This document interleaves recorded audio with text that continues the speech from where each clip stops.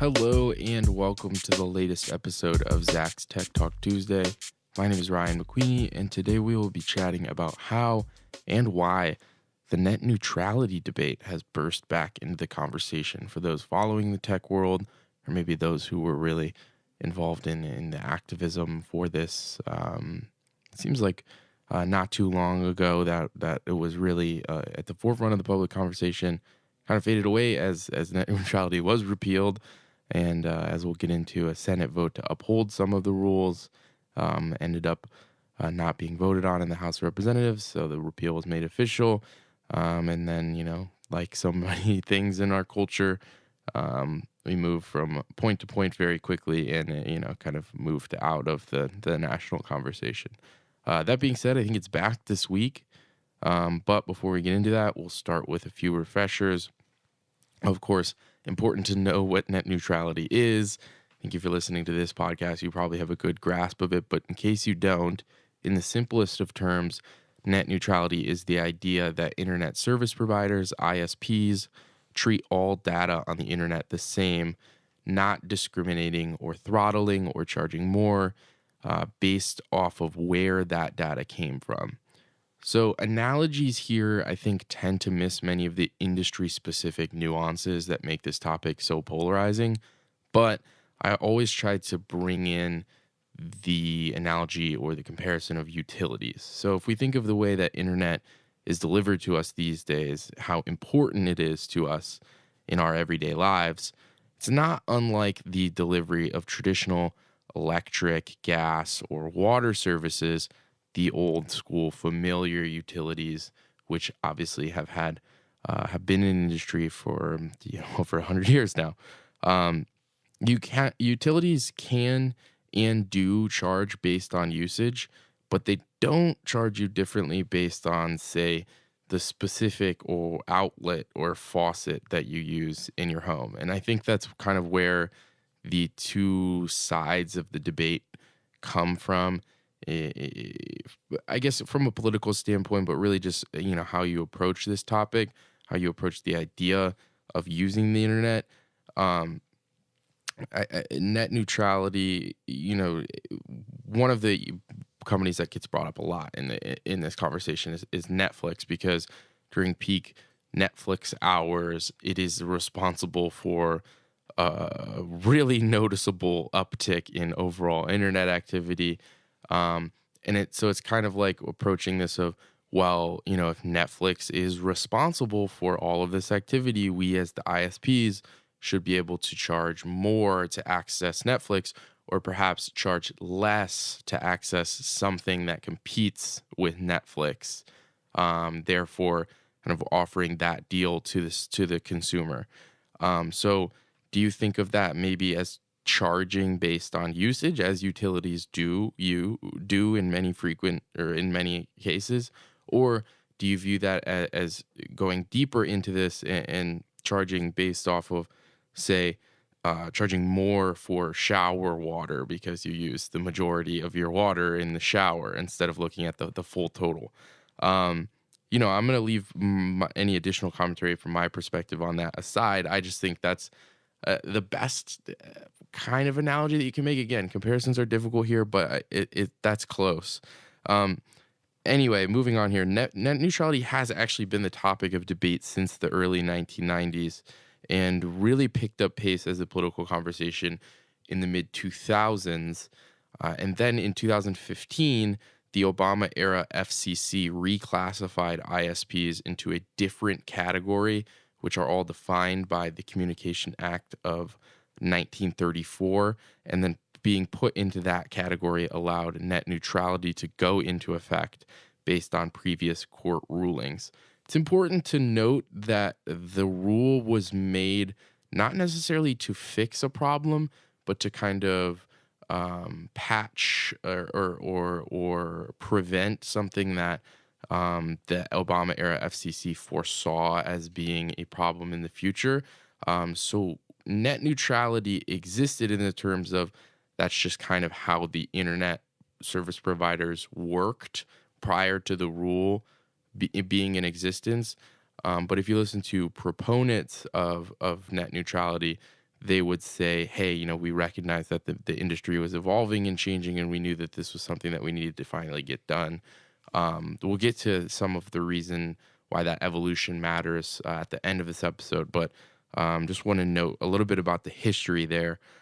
So then things came back into the conversation as the administrations changed, and the FCC chairman was replaced in April of 2017 by the Trump administration's FCC chairman, Ajit Pai, who has become a very big figure in this whole conversation in and of itself, because of his stance on this issue, also because of the memes. But again, if you've been following this, you know my man Ajit very well, and you know about his giant Reese's peanut butter cup coffee mug, and you know about his quirkiness and his very polarizing nature.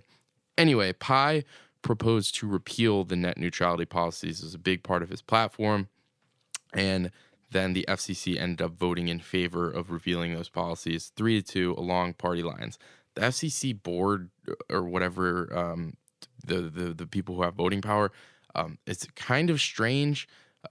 Whatever party it has the White House has the majority in the FCC voting power, but there's always 3-2 representation there. So there's always two democratically appointed or recommended candidates, and then there's 3 Republicans in this case, because there's a Republican in the White House. It flips for the Obama era, or flipped from the Obama era, and that's kind of how we got the voting taking place. That was extremely controversial vote. Millions and millions and millions of people voiced opinions on the FCC's website or through official surveys with the FCC. They kind of went out and got public polling. I would say, I don't have the numbers in front of me. I would say that was unpopular with the public. You saw many, many, many internet companies protest the vote. In terms of not internet service providers, those were the ones lobbying for it, but in terms of websites and content producers and hosters, everything from Netflix to Wikipedia to Google. It was huge in terms of who was protesting this.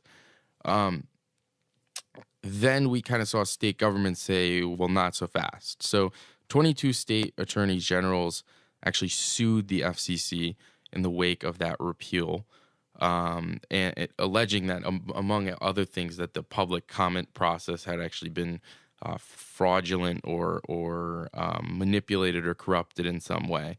So like I said, even with that kind of outpouring of public support for net neutrality, there was some, as some people have pointed out, some shenanigans in terms of the comment process, the online comment process, that made certain things seem ways that they weren't.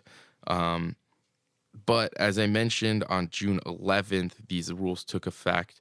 And although kind of at the last minute, the U.S. Senate approved a bill that would keep these rules in place for the most part, that wasn't voted upon by the House of Representatives, and net neutrality was officially repealed. So again, you saw those state attorney generals move. We also saw state legislatures move and say, hey, if you want to do business in our state, you're going to follow our rules, and we're just going to pass our own net neutrality laws. And this is why we're talking about this conversation again this week, because California seems to be going toe-to-toe with the Trump administration, the Trump FCC, based off of its own passage of its own net neutrality law. So California actually just recently passed a bill that would basically reinstate the policy in the state of California, and then literally hours later, it was slapped with a lawsuit from the Department of Justice that was filed in an effort to stop that bill from going through. So that lawsuit was actually first reported by the Washington Post, so all credit to the Washington Post on breaking that story. Justice Department officials did confirm the things with the Washington Post and told the Post that it was filing the lawsuit because it believes that only the federal government can regulate net neutrality and that the FCC has the authority, has been granted that authority by Congress, and does not want states coming in and individually instating their own laws.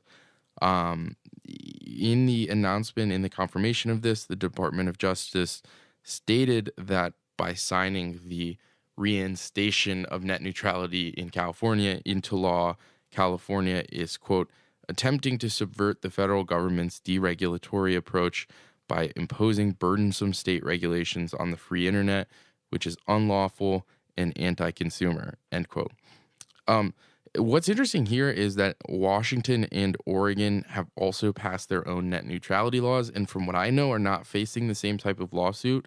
But California's bill is a little bit more stringent in that it bans all kinds of what is called zero rating, which is essentially what I described earlier, which would allow telecoms to offer certain services from certain providers for free.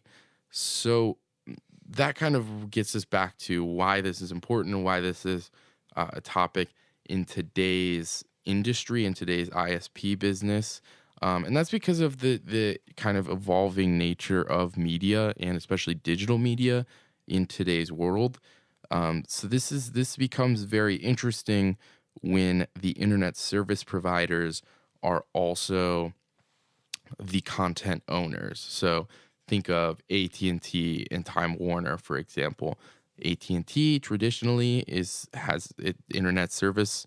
It's not the only thing that it does, but it is, in certain ways, or in many ways, an internet service provider.